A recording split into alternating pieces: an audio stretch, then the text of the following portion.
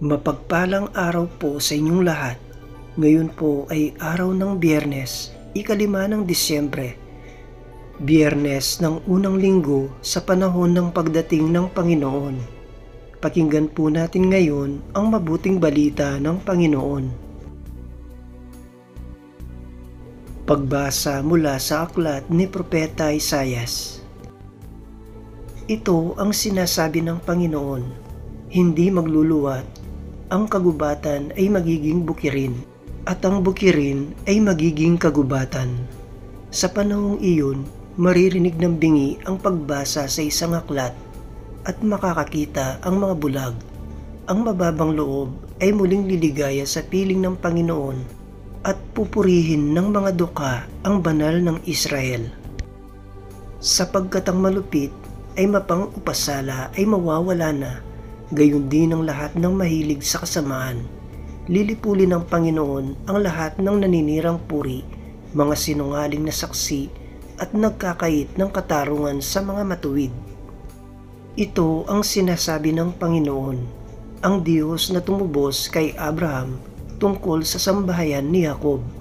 Mula ngayon, ang bayang ito ay wala nang dapat ikaya o ikatakot man. Kung makita ng kanyang mga anak ang aking mga ginawa, iingatan nilang banal ang aking pangalan.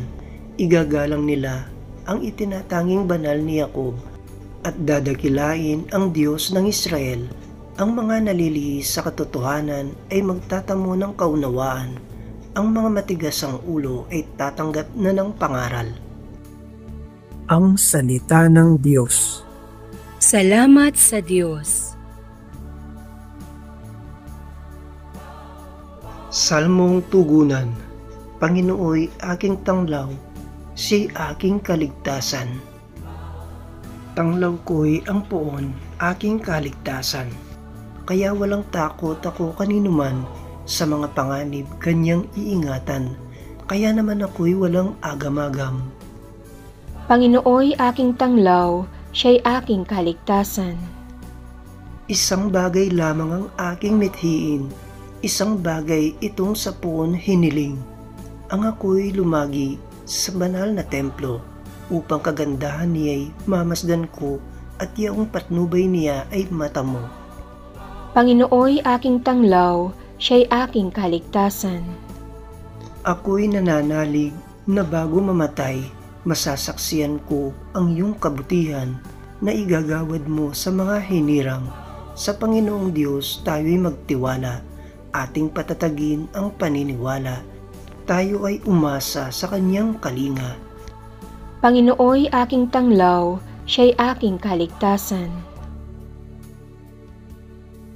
Aleluya, aleluya, Panginoon ay darating. Bibigyan niya ng paningin mga bulag na gagaling. Aleluya, aleluya. Ang mabuting balita ng Panginoon ayon kay San Mateo.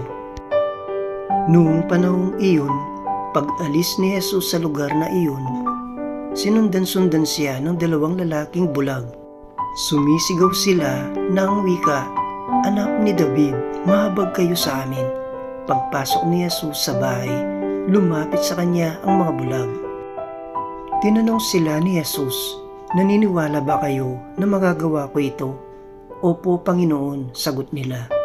At tinipo niya ang kanilang mga mata at sinabi, "Mangyari sa inyo ang ayon sa inyong paniniwala." At nakakita na sila. Mahigpit na ipinagbilin sa kanila ni Jesus na huwag sasabihin ito kaninuman. Ngunit nang sila'y makaalis, ibinalita nila sa buong lupaing yaon ang ginawa sa kanila ni Jesus. Ang mabuting balita ng Panginoon. Pinupuri ka namin, Panginoong Hesukristo.